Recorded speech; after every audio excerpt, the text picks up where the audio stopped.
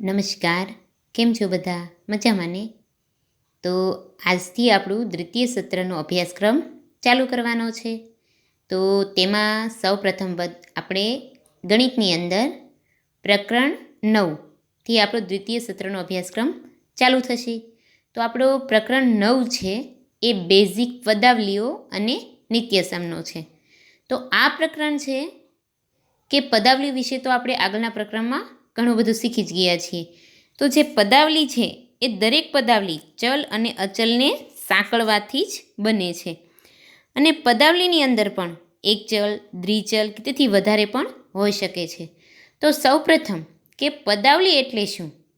તો આપણે અગાઉના ધોરણમાં બેઝિક પદાવલીઓનો પરિચય મેળવ્યો છે. તો ઉદાહરણ તરીકે x + 3 આ બધી બેઝિક પદાવલીઓ છે. x + 3, 2y - 5, 3x², 4xy + 7 આ વગેરે આ બધી પદાવલી છે. એમાં ચલ અને અચલનો ઉપયોગ થાય છે. તમે આવી ઘણી પદાવલીઓ બનાવી શકો છો અને દરેક પદાવલી ચલ અને અચલને ભેગી કરીને જ બને છે. 2x + 3માં ચલ કયો છે? x એ ચલ છે અને અચલ એ 2 અને 3 એ શું છે? અચલ છે. સંખ્યા છે એ અચલ છે. જ્યારે 4xy + 7માં ચલ ક્યાં ક્યાં છે? જે ABCDના અક્ષર હોય એને ચલ કહેવામાં આવે અને જે સંખ્યાના અક્ષર હોય એને અચલ કહેવામાં આવે છે. તો x અને y ચલ છે અને અચલ છે 4 અને 7.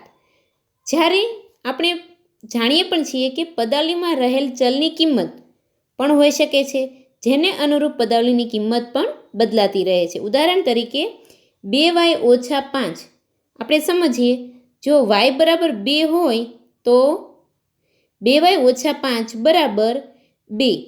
y ને બદલે આપણે શું મૂકવાનું કીધું છે? 2.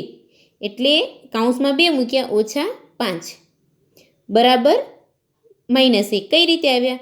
કારણ કે 2 દુ 4 થાય. 2નો 2 સાથે ગુણાકાર કરીએ તો શું આવે? 4 - 5. 4માંથી 5 ન છે તો આપણે 5માંથી 4 કાઢીએ તો શું વધે? -1. એટલે આપણે એની કિંમત શું મળી? -1.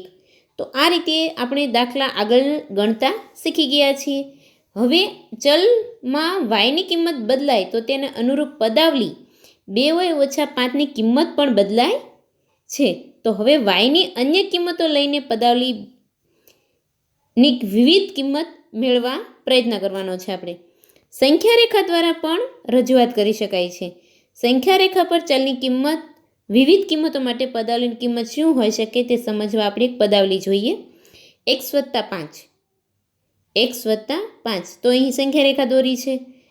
તો ઉપયોગ આકૃતિથી ખ્યાલ આવે છે કે ચલમાં xનું સ્થાન x પર છે.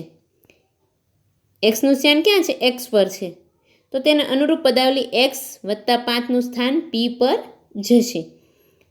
અર્થાત x બિંદુથી 5 એકમ જમણી તરફ. આ જ રીતે પદાવલી x - 4 માટે પણ વિચારીએ તો આ રીતે આપણે પદાવલીને પણ સંખ્યા રેખા દ્વારા દર્શાવી શકીએ છીએ.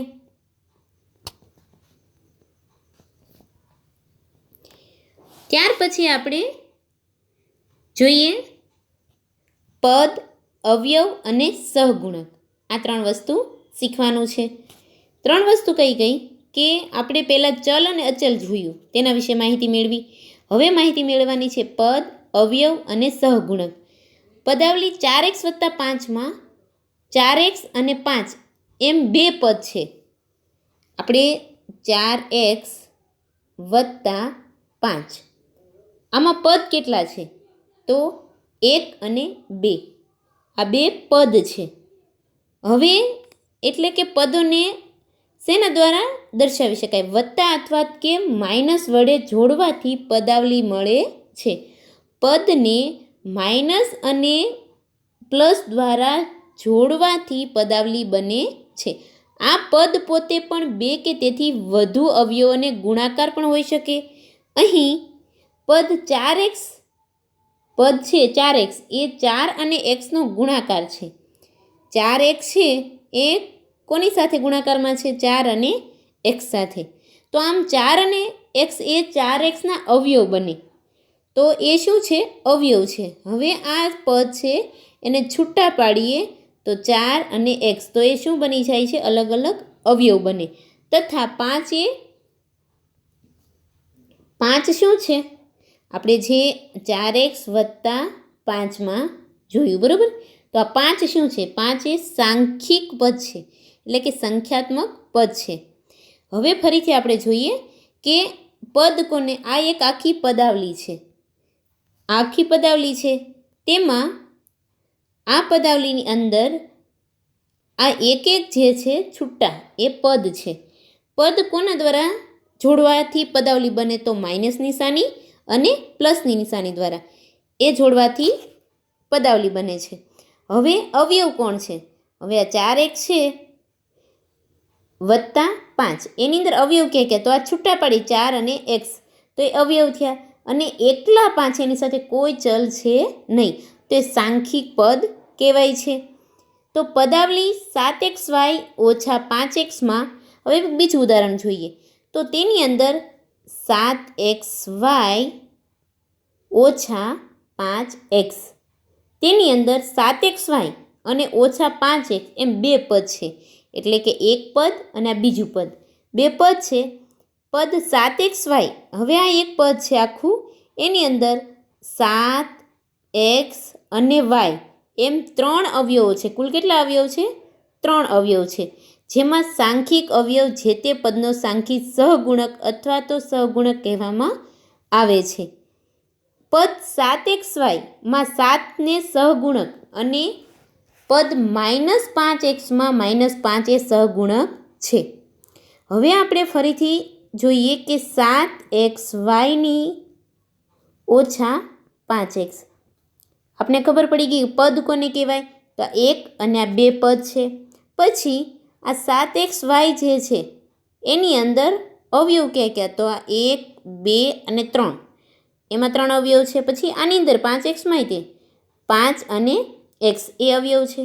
પછી એમાં સાંખ્યિક એકલું એકેય સંખ્યાવાળું પદ છે નહીં, પણ જે સંખ્યા ચલની સાથે હોય, ચલની સાથે હોય તો તેને સહગુણક કહેવામાં આવે છે. એટલે કે ચલની સાથે કોણ જોડેલું છે? 7, એ સંખ્યા છે, તો તે 7 છે એ સહગુણક છે. બરાબર? કે 7 એ શું છે? સહગુણક છે. પણ જો 7 એકલો હોય તો એ સાંખ્યિક પદ કહેવાય, પણ એ ચલની સાથે હોય તો તેને સહગુણક કહેવામાં આવે છે. સહગુણક એટલે કે સંખ્યા જે છે એ ચલની સાથે છે, તેથી તેને સહગુણક કહેવામાં આવે છે. પછી -5 જે છે, -5x, એમાં સહગુણક કોણ છે?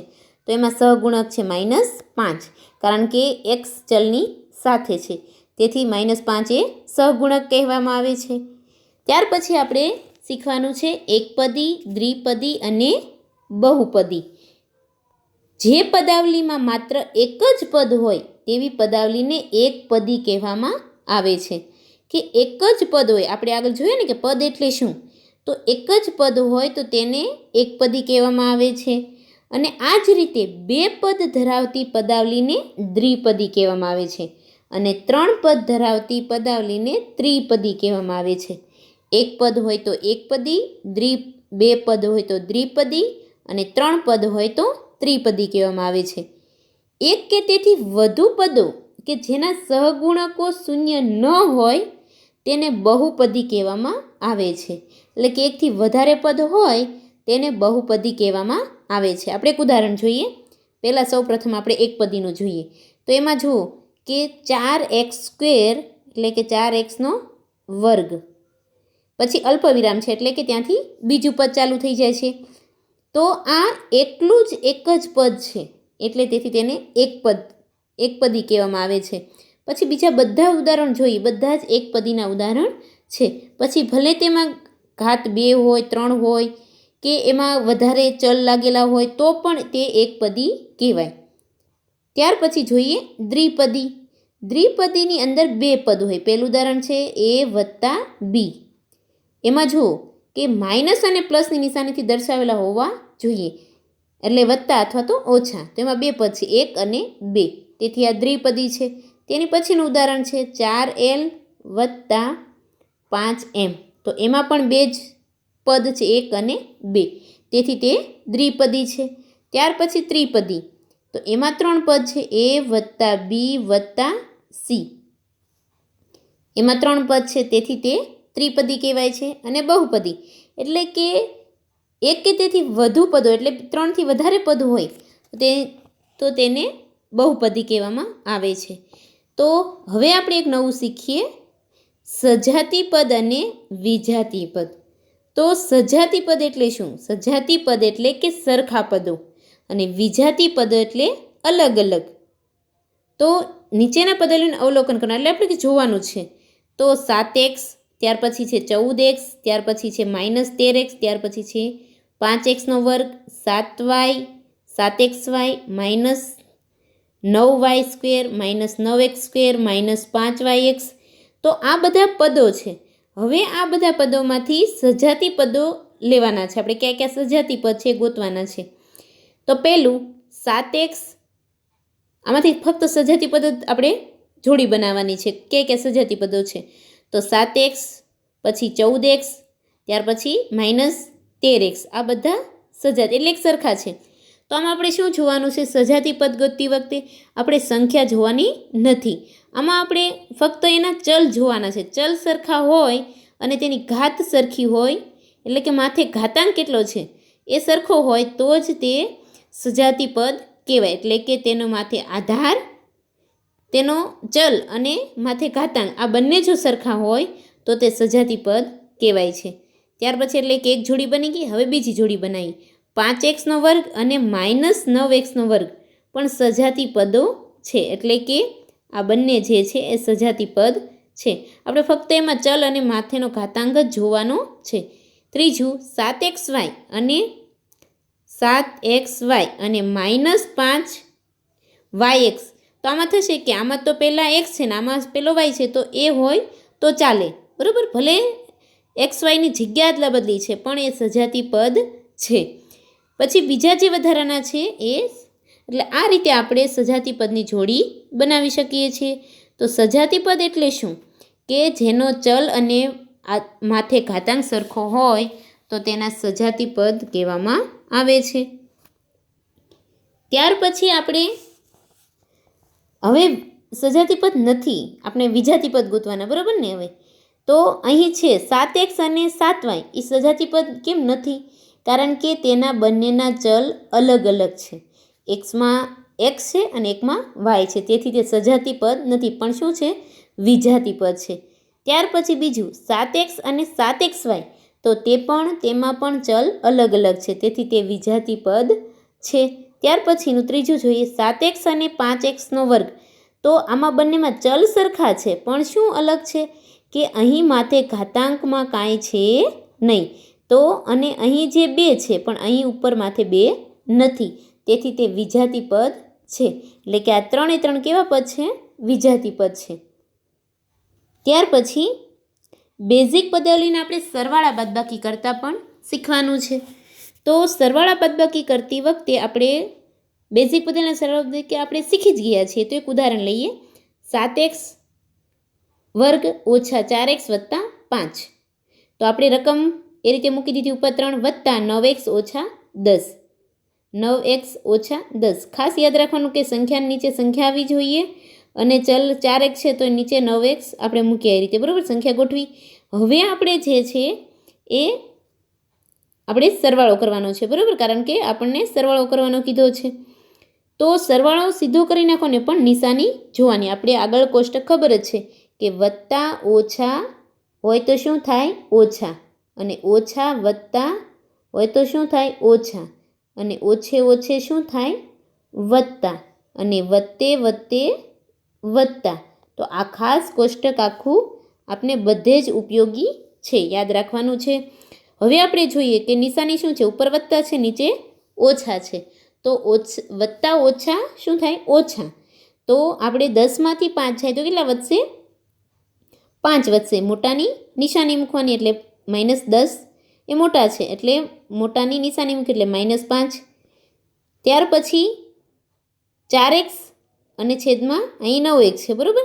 તો ઓછા છે અને અહીં 4x બાજુમાં શું છે? ઓછા છે. 9x બાજુમાં કાંઈ નથી, પણ આપણે શું સમજવાનું હોય? ત્યાં વત્તા સમજવાના છે. એટલે વત્તા છે એટલે આપણે ઓછા વત્તા શું થશે? ઓછા થશે. એટલે 9x માંથી 4x જાય તો શું વધે? 5x. મોટાની નિશાની મૂકી, કારણ કે 9x બાજુમાં આપણે શું વિચારવાનું છે? વત્તા. ત્યાર પછી 7x² એમને ઉતરી નીચે જશે. તો આ રીતે આપણે સરવાળા કરવાના છે. ખાસ આ કોષ્ટક યાદ રાખવાનું છે સરવાળા કરતી વખતે. તો આનાથી વધારે પણ સંખ્યા હોઈ શકે છે. ત્યાર પછી એક બીજું ઉદાહરણ છે, 7xy + 5yz ઓછા 3zx, 4yz + 9zx ઓછા 4y, અને એટલે કે આમાં 3 પદનો સરવાળો કરવાનો છે. તો સૌપ્રથમ આપણે ઉપયુક્ત ત્રણેય પદાવલીઓ દરેક પદને એવી રીતે અલગ અલગ હારમાં ગોઠવવાના છે કે જેથી દરેક સજાતી પદ એકબીજાની ઉપર નીચે રહેવા જોઈએ. તો ખાસ યાદ રાખવાનું છે, જ્યારે આપણે પદાવલીને સરવાળા બાદબાકી કરીએ ત્યારે બધા જ પદો એ સજાતી પદ આવે એ રીતે ગોઠવવાના છે. તો સૌપ્રથમ પહેલી રકમ નીચે લખી નાખી. ત્યાર પછી બીજી જોવાની કે 4yz એ ક્યાં છે? તો yz જે છે એ સજાતી પદ છે એટલે એની નીચે આપણે મૂક્યા. ત્યાર પછી 9zx, ત્યાર પછી 4y તો ક્યાંય છે જ નહીં, તો આપણે એને બહાર લઈ લેવાના છે. તો આ રીતે આપણે ગોઠવીને પછી જ આપણે આ કોષ્ટકને આધારે તેના સરવાળા બાદબાકી કરવાના છે. તો હવે આપણે આ પ્રકરણની અંદર આપણે ચલ શીખ્યા, અચલ શીખ્યા, સહગુણક, એકપદી, દ્વિપદી, ત્રિપદી, બહુપદી, સજાતી પદ, વિજાતી પદ, સજાતી પદ, પછી પદાવલીના સરવાળા અને બાદબાકી, આ બધા જ ટોપિક આપણે શીખી ગયા. તો તેના આધારે આપણે હવે સ્વાધ્યાય 9.1 શીખવાનો છે. તો સ્વાધ્યાય 9.1ની અંદર પહેલો પ્રશ્ન છે કે નીચેની દરેક પદાવલીમાં રહેલ પદો અને સહગુણકો ઓળખો. તો આપણે આગળ શીખી જ ગયા છીએ કે આપણે પદ અને સહગુણક ઓળખવાના છે. તો આપણે સૌ પ્રથમ પહેલાં રકમ લખી નાખીએ કે 5x y પછી z² ઓછા 3zy. આમાંથી આપણે પદ અને સહગુણક ઓળખવાના છે, એટલે કે અલગ કરવાના છે. તો સૌ પ્રથમ તો પહેલાં આપણે પદ લખીએ. તો પદ આ રીતે લખવાનું, બરાબર. અહીં પહેલો કરી નાખીએ પદ. આમાં પદ કયા કયા છે? કેટલા છે? 2 છે. તો પહેલું પદ લખી નાખીએ 5xyz². આ પહેલું પદ. ત્યાર પછી નીચે લખવું હોય તોય લખી શકાય, બાજુમાં અલ્પવિરામ કરીને લખવું હોય તો પણ લખી શકાય, -3zy. એટલે આપણે પદ અલગ કરી નાખ્યા. હવે આપણે કરવાના છે સહગુણક, કે સહગુણકો કહેવાના છે. તો સહગુણક એમ લખવાનું, સહગુણક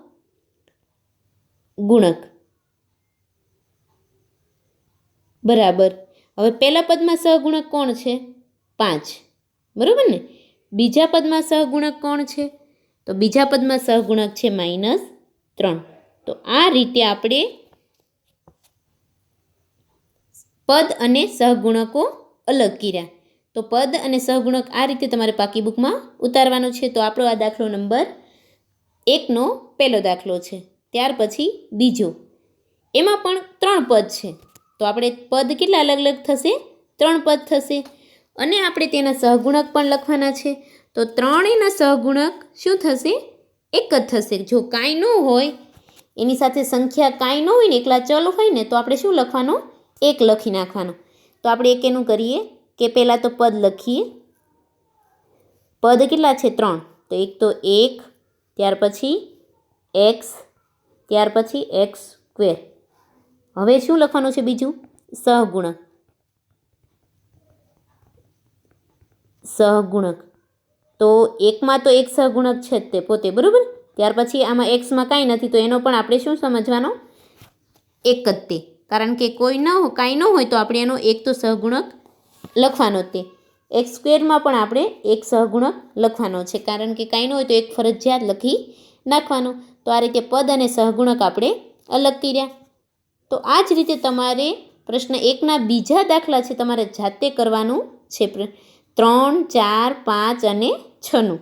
એમાં ફક્ત પદ અને સહગુણક અલગ જ કરવાના છે. ત્યાર પછી પ્રશ્ન 2, નીચેની બહુપદીઓનું એકપદી, દ્વિપદી અને કે ત્રિપદીમાં વર્ગીકરણ કરો. અને કોઈ બહુપદી પણ હોય તો પણ તેને એક પણ પ્રકારમાં બંધ બેસતી નથી, 3માંથી કઈ એમ ગોતવાની છે, બરાબર. તો આપણે ફક્ત તેનું વર્ગીકરણ કરવાનું છે, એટલે કોષ્ટક બનાવવાનું છે. કઈ રીતે કોષ્ટક બનાવવું? તો આપણે આ રીતે કોષ્ટક બનાવવાનું, એમાં લખવાનું એકપદી, દ્વિપદી અને ત્રિપદી. તો સૌ પ્રથમ પહેલાં આપણે એકપદી,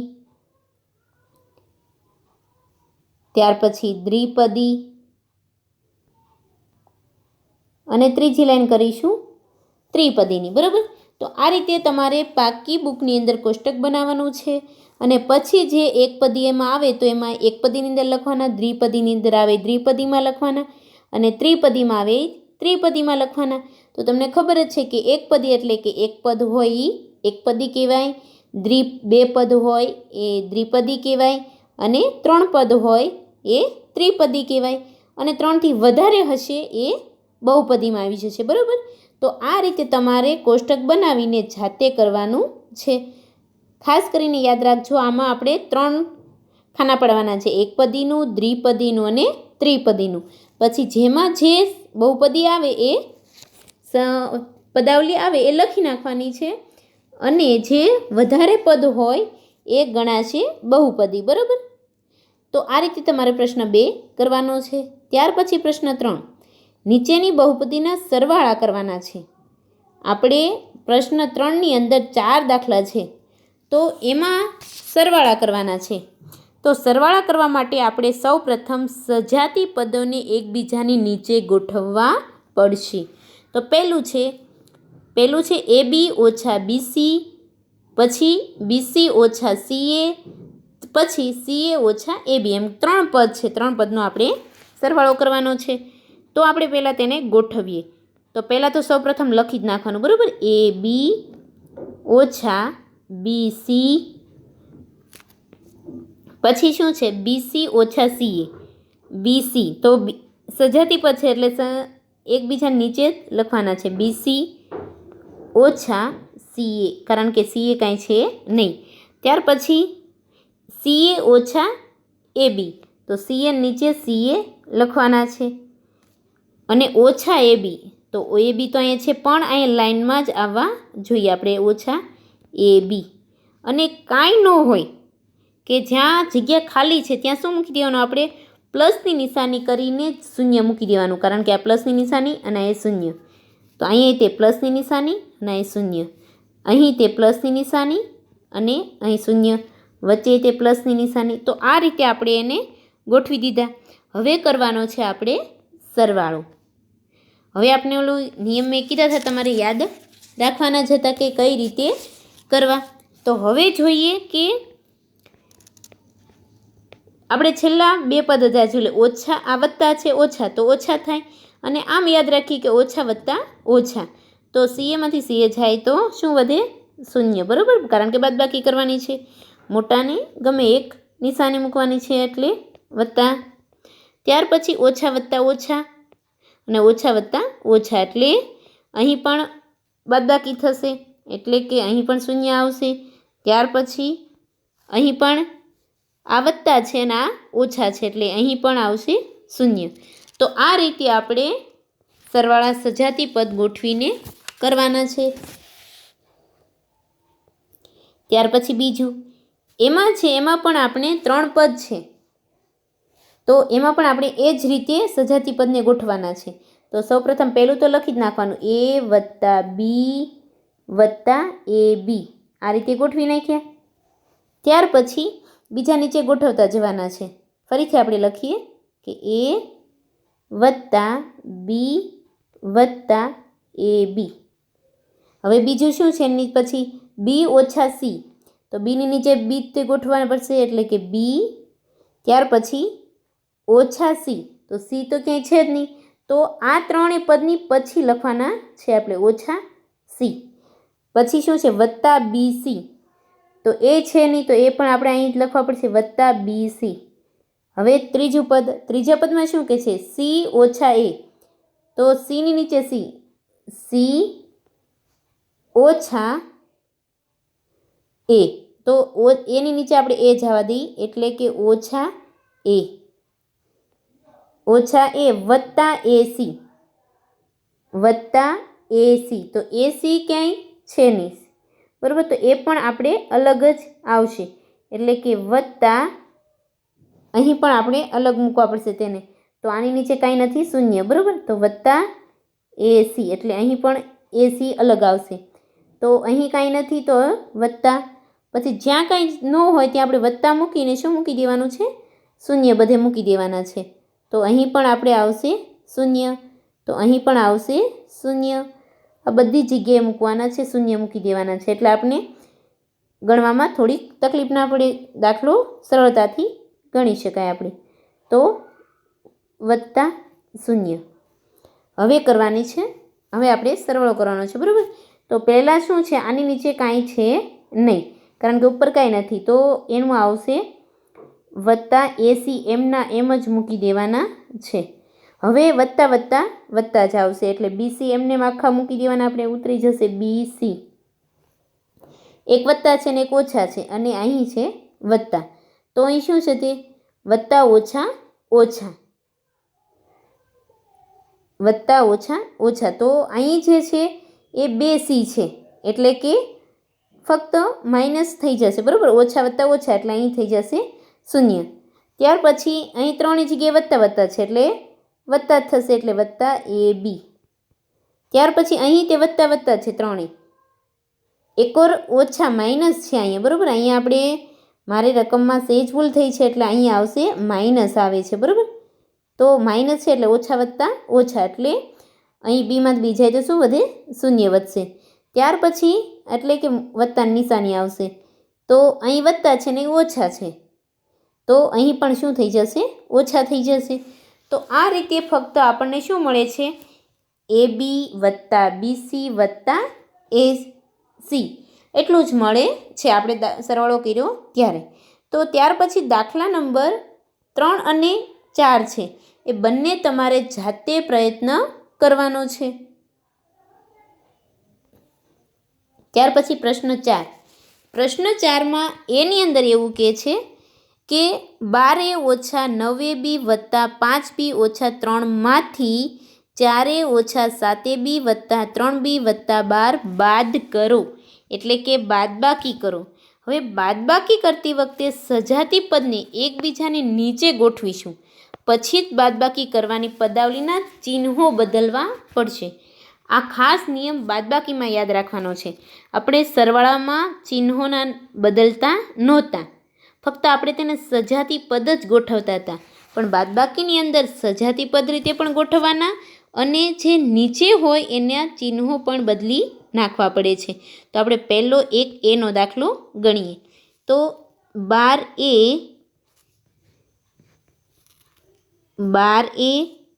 ઓછા 9AB વત્તા 5B ઓછા 3, પહેલું પદ લખી નાખ્યું, બરાબર. હવે તેમાં આપણે શું બાદ કરવાનું છે, બાદ કરવાનું છે 4A ઓછા 7AB વત્તા 3B વત્તા 12, આ બાદ કરવાના છે. તો આપણે સજાતી પદનો પહેલો નિયમ, બરાબર, સરવાળા હોય કે બાદબાકી હોય, સજાતી પદ રીતે જ ગોઠવાના. તો 4A તો અહીં આની નીચે જ આવશે, બરાબર. તો 4A ઓછા 7AB, તો એ પણ સજાતી પદ જ છે, એટલે 7AB. ત્યાર પછી વત્તા 3B, તો આ સજાતી પદ સરખે સરખા જ ગોઠવેલા જ છે, એટલે આપણે સીધા જ આમ નામ લખી નાખીએ, વત્તા 12. હવે આપણે સીધી બાદબાકી નથી કરી નાખવાની, પણ સજાતી પદ રીતે ગોઠવી નાખ્યા પછી બીજો નિયમ શું છે, બાદબાકી કરવાનો જ તે. તો એમાં બાદબાકી કરતાં પહેલાં ચિહ્નો બદલવાના છે, ફરજિયાત ચિહ્નો બદલી નાખવાના.